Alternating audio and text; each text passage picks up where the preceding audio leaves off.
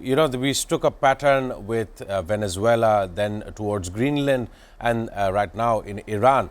However, we cannot ignore the fact regarding Cuba, island nation in the Caribbean. I want to ask Norman regarding a news that states that the U.S. Senate failed to pass a war powers resolution aimed at preventing unauthorized U.S. military action in Cuba. The senators voted 51 to 47 on the resolution, which was introduced by Democratic Senator Tim Kaine. Of course, Donald Trump has repeatedly stated that Cuba is next after the military operation against Iran and that the Caribbean island nation will fall soon. These comments, and we as a broadcaster and a journalist talking about this, drawing the patterns and trying to analyze what we will see in the coming days, weeks and months. I want to ask Norman, how do you see this? The king is in the United States. However, this kind of notion towards Cuba, the world is taking notice, and giants such as China and Russia will not stay silent for that long. I want to know from Norman, how do you see this regarding Cuba?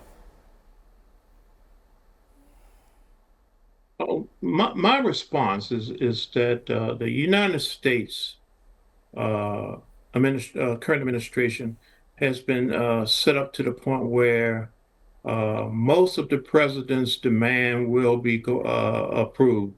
The War Powers Acts, again, Republican Congress, they had the votes. So now the president has clear authority, and he has the ability now to move about without concerns of Congress blocking things. Now, this goes on at least until the midterm election.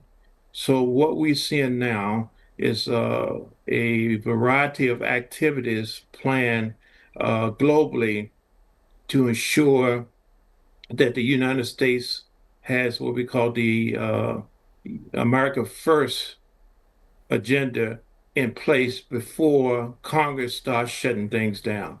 So the situation with Cuba, yes, is on the table. It has been announced. There's plans in place for that.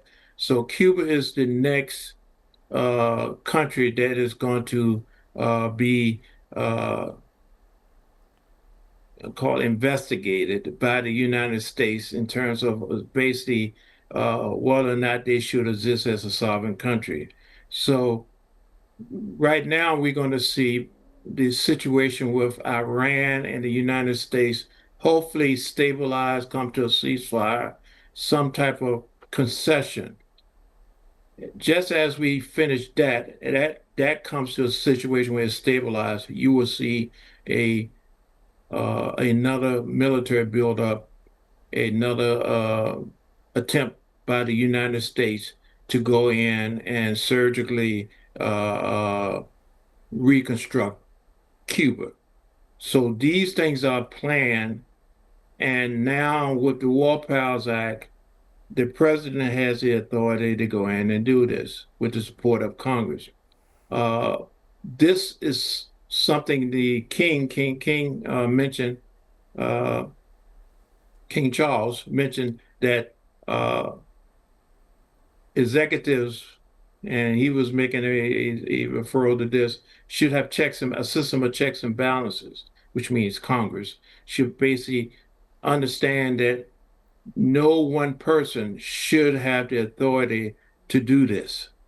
So hopefully Congress will, Senator Kaine has brought it up, and will probably bring up additional situation, seeing this pattern. This is a pattern of basically we're now going to dominate, we're going to take over, we're going to move, we're going to change things to feed our America First agenda. Unfortunately, the America First agenda is not the agenda of the world and other countries. So you're going to see countries looking at this situation from the outside. Okay, you're in Cuba now. Will we be next? Are we the next country in plan? Are we the next region in place? So now you're going to see a shift, a change, where countries are now looking at their self-interest and start providing self-protection for themselves and putting things in place, meaning new relationships outside of the Western influence that may protect themselves.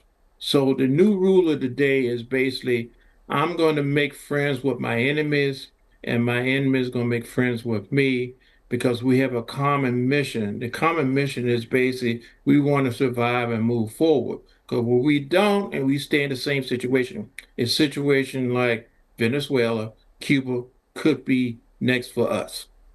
Would you agree with some of the statements that we were discussing regarding Russia, regarding India? The friendship has spanned several decades as well.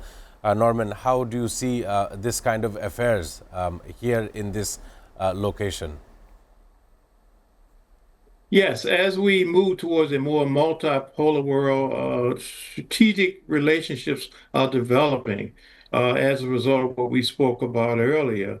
Uh, Pakistan, India, they have to decide which way they want to go. You saw what's just happening is about to take place with the UAE. The United Arab Emirates is one example of exactly how people are looking at moving forward. Countries have to understand that they have to have a relationship with both sides.